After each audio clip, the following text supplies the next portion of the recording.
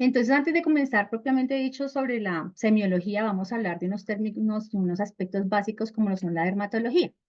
La dermatología viene del griego que significa derma, que significa piel, y el sufijo logía, que se usa para referirse a una ciencia, a un conjunto de conocimientos o un área en estudio. Finalmente, la dermatología es la especialidad médica que se encarga del estudio, diagnóstico y tratamiento de las enfermedades de la piel y sus anexos. Con respecto a la semiología de la piel, pues la idea es que todos tengamos un diagnóstico correcto de una enfermedad dermatológica y esto empieza con una adecuada descripción semiológica de las lesiones cutáneas que encontremos en el examen físico, además pues de una muy buena historia clínica. Y la semiología de la piel lo que pretende es unificar los términos y los conceptos para la mayor comprensión de las lesiones y de las enfermedades de la piel. Como todas las demás especialidades, empezamos con un tronco grandísimo para llegar a la hoja final y para llegar al diagnóstico más preciso. Con respecto a los trastornos dermatológicos, tenemos varios tipos de trastornos, como lo pueden ser los inflamatorios, los neoplásicos y otros tipos de trastornos dermatológicos.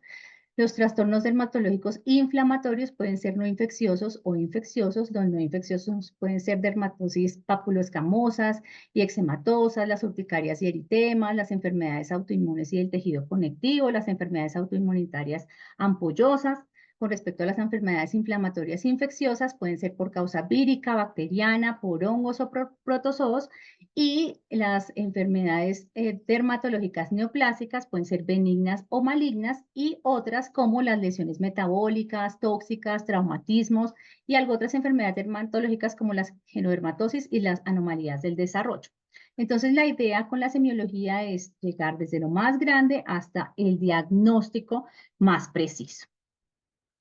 Ahora bien, hablando de la piel, pues la piel es el órgano más extenso y pesado del cuerpo, alrededor del 10% de la masa corporal total es este órgano tan maravilloso. Mide aproximadamente de 1,5 a 2 metros en los adultos como tal, y tiene diversidad de estructuras y anexos como el pelo, las uñas y las glándulas, con charlas que van a venir más adelante sobre estas estructuras.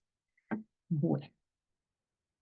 Con respecto a las funciones de la piel, pues dentro de las funciones está la protección contra la entrada de gérmenes, principalmente a través de la formación de un manto ácido protector, la defensa contra microorganismos que pueden penetrar en el interior de la piel, absorción de ciertas sustancias activas, eliminación del sudor, función de enfriamiento, producción de film hidrolipídico junto con las glándulas sebáceas y finalmente un órgano sensorial para la presión, la vibración, el tacto, el dolor y la temperatura.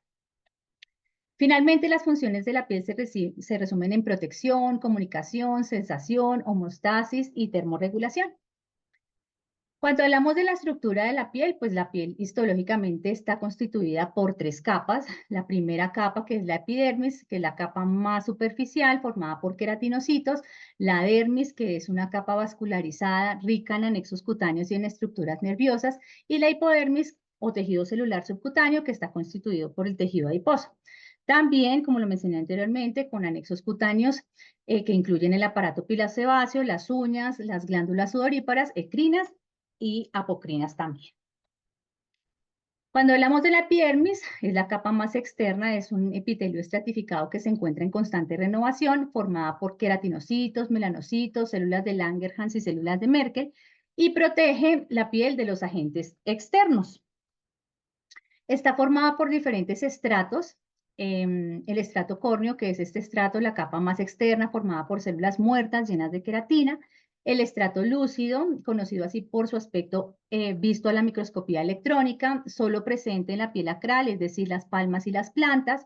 Se trata de una zona de transición entre el estrato córneo y el estrato granuloso. El estrato granuloso, que contiene las células aplanadas que contienen gránulos de queratohialina. El estrato espinoso, que es el estrato más grande de nuestra epidermis, que contiene las células que ayudan a mantener la estructura de la epidermis. Y el estrato basal, que es este que vemos aquí, que contiene células madre que producen finalmente los queratinocitos. Y además se encuentran los melanocitos, que son los que nos dan el pigmento a la piel, y por cada melanocito hay aproximadamente 10 queratinocitos. Con respecto a la dermis, pues es la capa intermedia que está formada por tejido conectivo, vasos sanguíneos y terminaciones nerviosas. Se compone de matriz extracelular compuesta por colágenos 1, 3 y 4, fibras elásticas, fibroblastos, sistema fagocítico mononuclear. Recordemos que el sistema está compuesto por monocitos, macrófagos y fagocitos y su contenido celular pues es escaso. Y la función es brindar elasticidad y resistencia, proteger contra el daño mecánico, atrapa agua y ayuda con la regulación térmica. Existen dos capas, la dermis papilar y la dermis reticular. La dermis papilar es la porción más superficial, es más elástica, cuenta con una red de vasos sanguíneos y muchas fibras elásticas y tiene una extensión a través o alrededor de los folículos pilosos y se conoce como dermis adventicia. La dermis reticular es la porción más profunda, que es la más resistente. Se compone principalmente por los haces gruesos de colágeno rodeados por fibras elásticas y alberga la red profunda de vasos sanguíneos, venosos y linfáticos. La hipodermis es la capa más profunda de la piel, se compone de adipocitos, es de origen mesenquimal y están agrupados y a la vez separados por septos de tejido fibroso. Está compuesta por nervios, vasos sanguíneos, linfáticos y en las porciones más profundas por las glándulas endocrinas y apocrinas y los bulbos de los folículos pilosos. Las funciones de la hipodermis son varias, aísla el cuerpo, ayuda a conservar el calor, sirve como reservorio de energía para la amortiguación de trauma, incrementa la movilidad de la piel sobre las estructuras subyacentes y sirve también como realce estético de varias estructuras anatómicas. Y recordar pues, que los adipocitos son los productores de la leptina, que es la hormona encargada de regular la grasa corporal a este nivel. Con respecto a la vascularización, pues la piel es el órgano, uno de los órganos más vascularizados, se lleva aproximadamente el 20% del volumen total de la sangre, está compuesto por vasos arteriales que se disponen como pequeñas redes formando plexos arteriales, se distinguen dos tipos de plexos según la localización, un plexo superficial y un plexo profundo. Otra bibliografía o literatura habla de plexo subpapilar que está situado entre la dermis papilar y reticular y desde estos vasos parten ramificaciones que van a nutrir la epidermis, que recordemos que es avascular. Por otra parte está el plexo subdérmico, que son aquellos que están localizados por debajo de la capa dérmica y que se extienden de forma paralela por toda la superficie cutánea. Existen también múltiples vasos venosos, se sitúan siempre de forma paralela a los vasos arteriales, constituyendo un plexo venoso subpapilar, y los vasos linfáticos, los capilares linfáticos comienzan en las papilas dérmicas y se unen en una extensa red por debajo de la unión dermoepidérmica por toda la superficie cutánea. Con respecto a la neurobiología, pues recordar que nosotros tenemos un sistema nervioso sensitivo, que los nervios sensitivos aferentes transmiten sensaciones como dolor, prurito, tacto, temperatura, vibración y presión, y que nuestro sistema nervioso central, a través de la médula ósea, recibe las aferencias y a través de los tractos espinotalámico lateral y el espinotalámico anterior, pues llevan esas aferencias que son de temperatura y dolor, vibración, presión, tacto y propiocepción. La nocicepción, pues es el proceso neuronal mediante el cual se codifican y procesan los estímulos potencialmente dañinos contra los tejidos, especialmente la piel. Y recordemos pues que estos receptores detectan diferentes estímulos. Estos receptores pueden ser nocioceptores, mecanorreceptores, termorreceptores, quimioreceptores y receptores polimodales. En la piel tenemos nocio, mecano y termorreceptores. Entonces vamos a empezar a hablar de manera resumida. Los corpúsculos de Meissner, recordemos que se encuentran en la dermis y nos discriminan tacto fino. Los corpúsculos de Pacini nos discriminan presión. Los de Ruffini, temperatura y calor. Los de Merkel, que se encuentran a nivel de la epidermis, nos discriminan tacto grueso. Y hay algunas terminaciones nerviosas libres a través de las células de Langerhans, los melanocitos y los queratinocitos.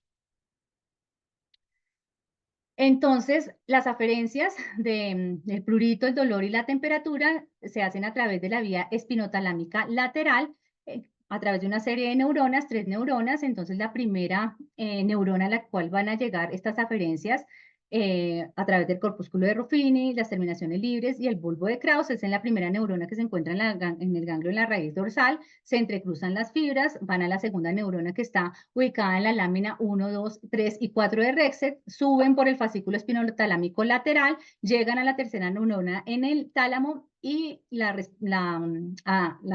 aferencia se recibe a nivel de la corteza del área somatosensitiva parietal para que se emita una respuesta que se va a dar en forma eferente.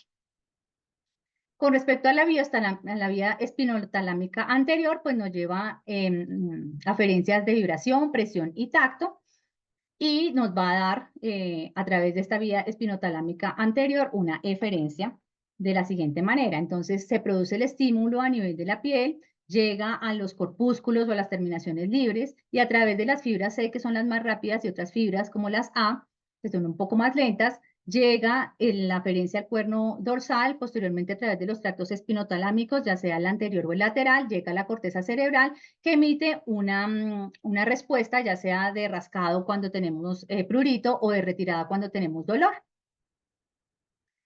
Ahora sí vamos a empezar con los aspectos básicos. Entonces es súper importante la descripción de las lesiones dermatológicas, y estas deben incluir los aspectos básicos como son el sitio, la morfología de la lesión, el número, la configuración, la distribución de las lesiones. Y vamos a comenzar con estos aspectos. Entonces, cuando hablamos del sitio, lo ideal es localizar muy bien el área del cuerpo, describirla, ojalá con la localización exacta. Yo sé que por cuestiones de tiempo en la consulta uno a veces pone brazo, pero pues el brazo es muy amplio, está la cara anterior, la cara posterior, si es tercio medio, distal o proximal, o si es el codo. Entonces, lo ideal es que pongamos la localización lo más exacta que se pueda. También pues debemos describir la morfología de la lesión individual, el tipo, tener en cuenta cómo lo sentimos a la palpación, cómo es la superficie, cómo es el color, cómo son los bordes, la forma, el tamaño de las lesiones, el número de las lesiones, si son únicas, escasas, menos de 15 lesiones, múltiples o numerosas, si son de 15 a 30 o incontables cuando son más de 30. Y ahora vamos a hablar inicialmente pues de las lesiones. Existen lesiones primarias y lesiones secundarias. Las lesiones primarias se definen como lesiones originales de la piel, las cuales dan lugar a lesiones secundarias que requieren de ellas para su formación, dentro de las cuales la primera que vamos a hablar es la mácula, que es una lesión que es plana, no palpable, circunscrita, de color distinto a la piel circundante, mide menos de 1 centímetro, a menudo puede ser hipo o hiperpigmentada, pero también tiene otros colores que pueden ser rosado, rojo, violeta, eritematoviolacia. Un ejemplo de las máculas pueden ser las cefalides o las pecas, los léntigos solares, que son los que vemos aquí en la fotografía, petequias, hipomenalosis gutata, exantemas víricos, entre otros. La mancha también es una lesión plana, no palpable, circunscrita, de color distinto a la piel circundante, pero esta mide más de 1 centímetro. A menudo es hipo o hiperpigmentada, pero también puede tener otros colores como azul, violeta, entre otros. Ejemplos de mancha: vitiligo, el melasma, la melanocitosis dérmica, que es la misma mancha mongólica que encontramos en los bebés, que es una mancha azulada o verdosa a nivel de la espalda o de la colita, las manchas café con leche, el nevo sacrómico, la púrpura solar. A nivel en la fotografía observamos una mancha acrómica de bordes irregulares, pero bien definidos, en la mejilla y la región mandibular inferior izquierda. La pápula es otra lesión primaria, que es una lesión elevada, palpable, circunscrita, que tiene aproximadamente menos de 1 centímetro de diámetro. La elevación es debida al mayor grosor de la epidermis y a las células o depósitos dentro de la dermis. Otros autores, como Rook, la definen como una lesión sólida elevada menor a 1 centímetro. Ejemplos de pápula típica: la pápula fibrosa nasal, que es una pápula, valga la redundancia, que puede ser eritematosa o eucrómica, que se encuentra a nivel de la nariz. Otras patologías que pueden tener pápulas: queratosis seborreicas, los nevos o lunares, los hemangiomas en cereza, las verrugas, los moluscos contagiosos, entre otros. La placa es una lesión elevada, palpable, circunscrita, que es mayor a 1 centímetro, Y lo que nos interesa de la placa no solamente lo elevada, sino lo extensa. Ejemplos de placa: cuando la alteración está fundamentalmente a nivel epidérmico, la psoriasis, como observamos en esta fotografía, son placas eritematosas, en este momento pues está bien delimitada, de bordes irregulares, definidos, con una escama plateada, gruesa. Y a nivel dérmico encontramos patologías como el granuloma anular, la sarcoidosis, la cicatriz hipertrófica queloide, la morfea y el líquen escleroso. El nódulo es otra lesión primaria que es palpable, circunscrito, que tiene un volumen mayor que la pápula, es decir, mayor a 1 centímetro de diámetro, que puede afectar no solamente la epidermis, sino que afecta las estructuras profundas como la epidermis, la dermis y el tejido celular subcutáneo, y la mayor proporción puede estar debajo de la superficie de la piel o también puede ser exofítica. Ejemplos de, nódulos: los lipomas, los linfomas cutáneos, los neurofibromas, las metástasis cutáneas. El quiste es una lesión circunscrita, esférica, que puede ser o no elevada, renitente a la palpación. Es característica la cápsula, que es un revestimiento epitelial con un contenido que puede ser líquido, mucoide o pastoso. Este pastoso puede ser lleno de queratina, de sebo, de sudor, de mucina. Ejemplos: el quiste epidérmico es por excelencia el mejor ejemplo del quiste de esta lesión primaria. En este momento pues la observamos, es un quiste con un opérculo muy sugestivo de un quiste epidérmico, el quiste triquilemar, y el hidrocistoma, que es una patología en la cual se afectan las glándulas apocrinas. El tumor es una lesión elevada, sólida, profunda, polimórfica, de aspecto expansivo, que puede llegar a destruir las estructuras adyacentes. Su tamaño es variable, puede ser pequeño como puede ser muy grande. Y ejemplos del tumor: carcinoma escamocelular, el melanoma nodular, la micosis fungoide, que es un linfoma de células T, y el hemangioma. La fotografía, pues observamos un tumor con una costra superficial muy bien delimitado, muy sugestivo de un queratoacantoma, que es un tipo de carcinoma escamocelular. El abón es una lesión transitoria de la piel debido a un edema dérmico. A menudo es de color pálido en el centro y tiene un ribete eritematoso perilesional. Ejemplos de abones, pues los observamos en las patologías como la urticaria, la mastocitosis, entre otras. La pústula es una lesión elevada, circunscrita, menor a 1 centímetro, y desde su inicio está llena fundamentalmente de líquido purulento. Ojo, porque acá hago una salvedad: no todas las pústulas son infecciosas, también tenemos pústulas que son asépticas. Rook la define como una lesión circunscrita que contiene material purulento. Ejemplos de pústulas: foliculitis, el acné, la psoriasis pustulosa, la dermatosis pustulosa subcórnea, entre otras. La vesícula es una lesión circunscrita, menor a 1 centímetro de diámetro, llena de líquido transparente, seroso o hemorrágico, que puede transformarse en pústula, umbilicarse o erosionarse. Ejemplos de patologías en donde vemos vesículas: el herpes simple, la varicela o el herpes zóster, la dermatitis herpetiforme, el eczema deshidrótico que se presenta en las palmas y en las plantas. Ahora vamos a seguir con la ampolla, que es una lesión elevada, circunscrita, mayor a 1 centímetro de diámetro. También puede contener líquido transparente, seroso o hemorrágico, y puede transformarse en una erosión o esfacelarse. Ejemplos de ampollas: las ampollas que se dan por fricción, por ampollas por edema, en el pénfigo ampolloso, que es una enfermedad ampollosa por la creación de anticuerpos contra algunos antígenos que se encuentran en la membrana que separa la epidermis de la dermis, que es la unión dermoepidérmica, la erosión fija medicamentosa ampollosa, entre otras. Ahora vamos a pasar a las lesiones secundarias. Estas lesiones son las que aparecen a partir de una alteración patológica de la piel como consecuencia de una lesión primaria sobre esta o por otro proceso. Dentro de las lesiones secundarias está la costra, que es suero u otros exudados secos sobre la piel. Puede contener bacterias, normalmente estafilococos. Se pueden encontrar en patologías como el impétigo, el eczema, algunas dermatitis, las fases tardías del herpes, de la varicela o del zóster, el eritema multiforme, entre otras. La escama se define como una lámina del estrato córneo. Se da por acumulación de queratinocitos en el estrato córneo o en, o en la capa superficial de la epidermis debido a una mayor proliferación y a una descamación diferida.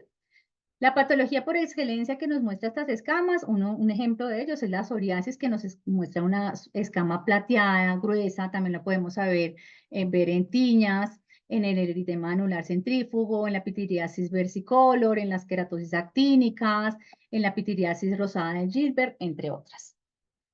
La escoriación se define como la pérdida de sustancia de la piel específicamente producido por el rascado. Los podemos encontrar en acné escoriado, en escoriaciones neuróticas.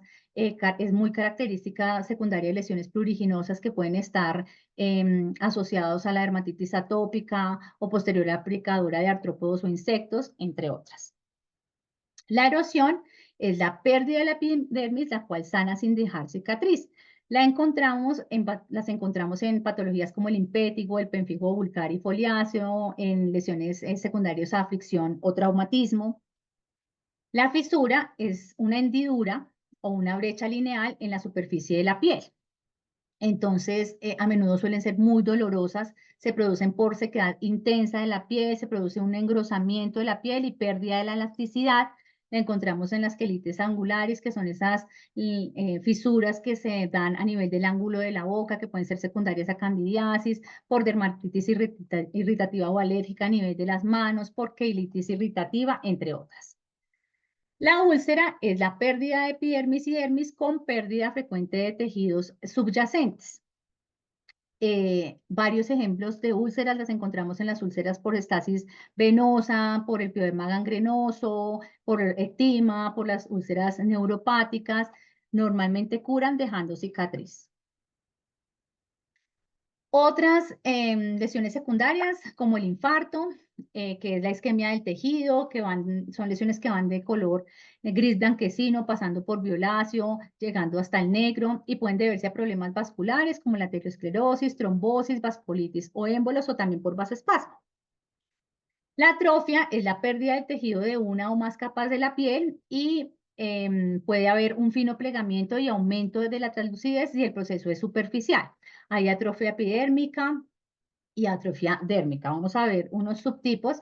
La epidérmica la podemos encontrar en el líquido escleroso y atrófico a nivel de la vulva. La dérmica se da cuando tenemos estrías, ya sea por ejercicio o porque bajamos muy rápido de peso.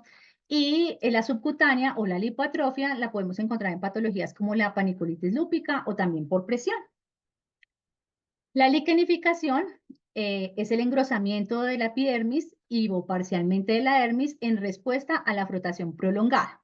Es importante que tengamos en cuenta que la liquenificación, al igual que la cicatriz, son lesiones secundarias a un intento de un proceso de reparación.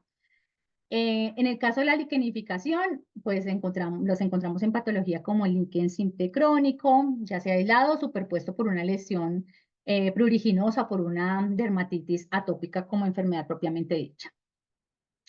La poiquilodermia es el cambio conjunto entre la atrofia cutánea epidérmica, la hiper o hipopigmentación y la presencia de telangiectasias, que son esas venitas superficiales finas. Puede deberse a varias cosas, entre ellas el daño actínico crónico, enfermedades como la radiodermitis crónica, la dermatomiositis, entre otras.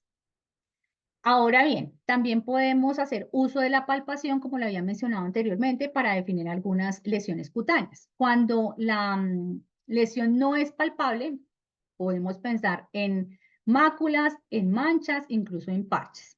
Y las vemos en diferentes enfermedades, como ya los mencionamos, en los lentigos solares, la hipomenalosis gutata, melasma, vitiligo, petequias, entre otras.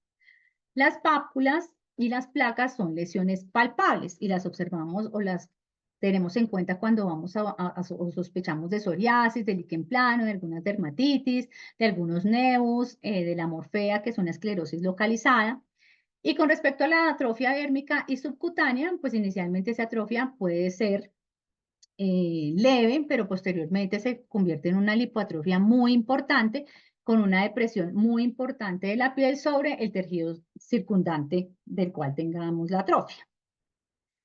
También podemos describir las lesiones si son blandas o firmes, si son duras, si son compresibles o no compresibles, si son dolorosas a la palpación o no, si tienen blanqueado como el eritema por vasodilatación o sin blanqueado como las púrpuras, si son rugosas o lisas, si son móviles o fijas, si son dérmicas o subcutáneas. También tener en cuenta en la palpación de las lesiones si están más calientes de lo normal o más frías o la temperatura es normal.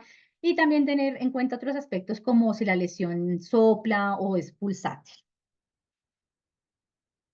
También podemos describir las lesiones teniendo en cuenta el color como indicio del diagnóstico clínico. Entonces, cuando vemos unas lesiones que son eritematosas, que van entre el rosa, el marrón rojizo, pues también tener en cuenta el fototipo de la piel, porque pues no se ven igual las lesiones en un paciente blanco como que las viéramos en un paciente de raza oscura. Y pues tener en cuenta enfermedades cuando vemos este tipo de colores como la dermatitis, la psoriasis, la erupción medicamentosa multiforme, los exantemas víricos, entre otros. Cuando las lesiones son púrpuras o violáceas, pues pensamos en púrpuras no palpables, como la púrpura solar, o palpables como las vasculitis de pequeño vaso, también en neoplasias vasculares, en líquen plano, en linfoma cutáneo, el pioderma gangrenoso, y en la morfea, como les mencioné, que es una esclerosis localizada, cuando se ve ese borde como eritematoviolacio, como púrpura, significa pues que la enfermedad está activa, entonces tenemos que actuar rápido. Cuando las lesiones son de color negro, pues sabemos que es probablemente por necrosis de la piel, ya sea por vasculitis, por trombosis, por émbolos, por alteraciones vasculares, por tatuajes traumáticos también. Cuando vemos lesiones muy sugestivas de melanoma cutáneo, que es el cáncer pues maligno de la piel. Y cuando vemos lesiones marrones, que pues, significa que estamos, o probablemente estamos enfrente de lesiones pigmentadas como el léntigo, el melasma, nevos melanocíticos, ya sean compuestos o congénitos, manchas, café con leche, dermatofibromas, melanomas, entre otras. Cuando vemos azul, pensamos de pronto en esas melanosis dérmicas, en las manchas mongólicas, en cianosis, en equimosis, en congestión venosa, entre otras. El color gris, pues en ejemplos de enfermedades puede ser por hiperpigmentación postinflamatoria dérmica, eritema discrómico persistens, la argiria, que es la exposición a plata o metales pesados y el paciente pues empieza a tornarse de este color gris, por tatuajes traumáticos, por nevos melanocíticos combinados, entre otros. Cuando vemos el color rojo anaranjado o salmón, pues sí sospechamos en una pitiriasis rubra pilaris o en micosis fungoides algunas veces. Recordemos que la micosis fungoides es un linfoma de células T, que hay que pues correrle a esta enfermedad. Y el blanco lo podemos encontrar en la calcinosis cutánea o en las esclerosis sistémicas, en cicatrices también. Cuando vemos lesiones verdes, pues pueden ser sugestivas de infección, especialmente por pseudomonas, ya sea a nivel de la piel o a nivel de las uñas. También, pues, evidenciamos este color en tatuaje o en las pacientes que se tinturan mucho. Este color verde puede ser por depósitos de cobre. Y otro tipo de lesiones, como las lesiones acrómicas o sin color, dado por la ausencia en la producción de pigmento melánico, la podemos obtener en cuenta patologías como el vitiligo, el nevus acrómico, albinismo, cuando las lesiones son hipocrómicas, es decir, que hay disminución en la producción de pigmento melánico. Sospechamos una pitiriasis versicolor, una pitiriasis alma, cuando las lesiones son hipercrómicas, porque hay un aumento en el pigmento melánico de la piel o de las mucosas, pues pensamos en melasma, en léntigo, en nemus, en melanoma. Ahora bien, no solamente tenemos que tener en cuenta si es palpable o no palpable, si es una lesión primaria o una lesión secundaria, el color, sino también la configuración. Cuando estamos ante una lesión anular, es decir, en forma de anillo, el borde de la lesión se diferencia porque el centro está un poquito menos sobrelevado, el borde está sobrelevado, el borde puede tener escamas o una coloración un poco más oscura o más clara. Cuando es más oscura, pues un eritema anular, un granuloma anular sería nuestra sospecha. Cuando las lesiones son redondas, numulares o discoides, pues la lesión puede estar en forma de moneda, de morfología uniforme, de bordes regulares, inclusive hasta el centro. Fíjense que aquí vemos perfectamente una lesión tipo moneda, la podemos describir, o redondeada, perfectamente redondeada. La vemos también en el eczema numular, en el lupus discoide. Cuando las lesiones son policíclicas, es decir, que se forman a partir de la unión de anillos o anillos incompletos, acá vemos un anillo incompleto, acá vemos un anillo que casi se está bien formadito, bien circunscrito. Lo podemos sospechar en enfermedades como urticaria, lupus eritematoso cutáneo subagudo. Igualmente, cuando la configuración es arcuata o arciniforme, en forma de arco a menudo, por formación incompleta de una lesión anular, sospechamos las mismas patologías. Cuando la lesión es lineal, es similar a una línea recta, pues indica que hay un contacto con una sustancia externa. Cuando la lesión es solitaria, pues sospechamos dermatitis por algún agente externo, en este caso, pues hiedra venenosa. Y las lesiones múltiples, pues estamos sospechando líquen nítido o líquen plano, entre otros. Las lesiones al tiro al blanco, es decir, en diana, al menos en 3 zonas bien diferenciadas y son muy características. Fíjese que es literalmente una diana, un tiro al blanco, la sospechamos en eritema multiforme.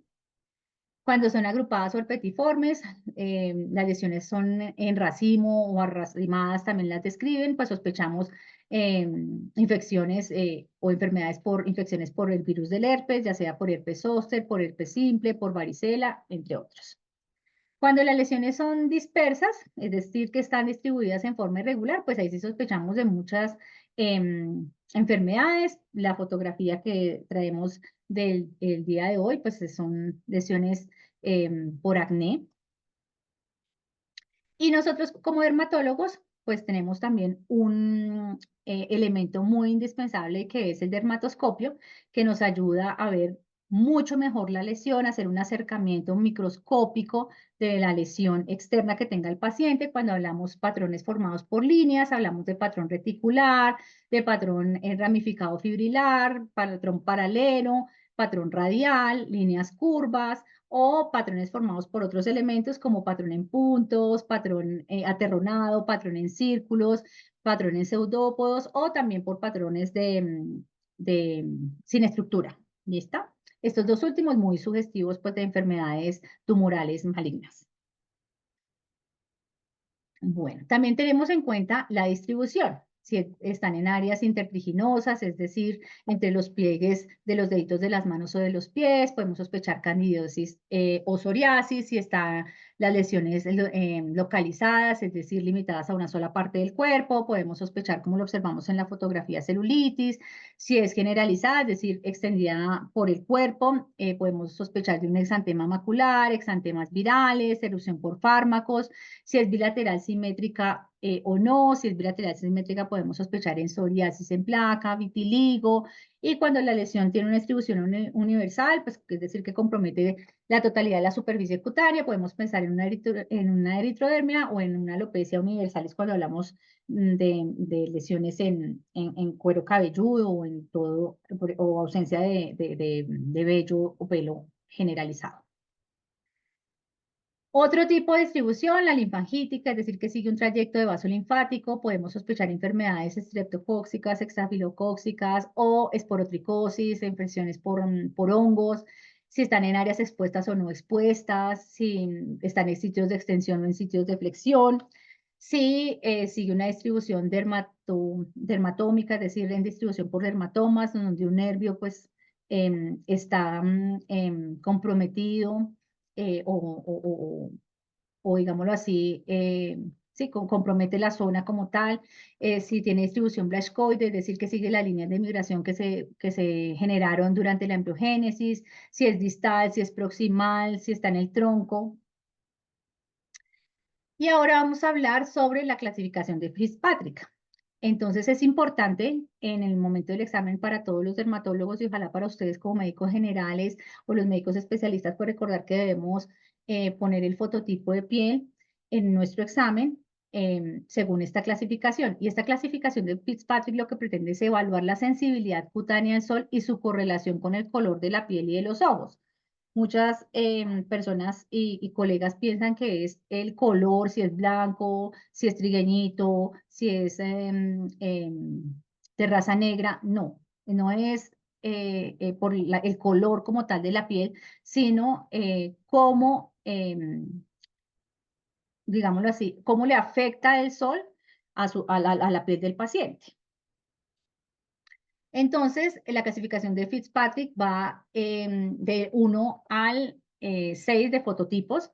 El fototipo 1 es un paciente con una piel muy clara, pueden ser pelirrojos, rubios, de ojos claros. Siempre, siempre su reacción ante el sol es que se va a quemar, nunca se broncean, pueden tener muchas pecas. El tipo 2 es piel clara, de cabello claro, pueden ser ojos azules, verdes, marrones, claros. Siempre se quema, puede tener un ligero bronceado. El tipo 3 tiene una piel clara, puede ser también moreno claro, de ojos verdes, marrones, cabello castaño, a veces se quema o puede tener un bronceado medio. El tipo 4 es un paciente con piel morena, ojos marrones, cabello marrón. De acuerdo a la clasificación, no se quema y tiene un bronceado intenso y hasta llegar hasta el fototipo 6, en donde el paciente es de piel oscura o negra, los ojos y el cabello también son negros, nunca se quema.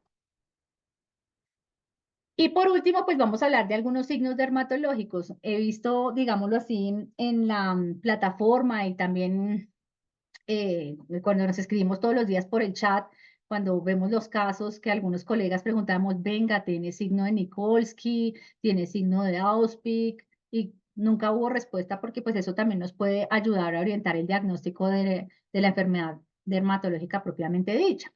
Entonces, los signos dermatológicos son características clínicas presentadas en enfermedades dermatológicas. Vamos a hablar de algunas, como el signo de Kepner, que es la aparición de lesiones propias de la enfermedad en áreas en donde el paciente tenía la piel sana. Este también se conoce como fenómeno de reacción isomorfa y lo podemos asociar a patologías como la psoriasis y el vitiligo.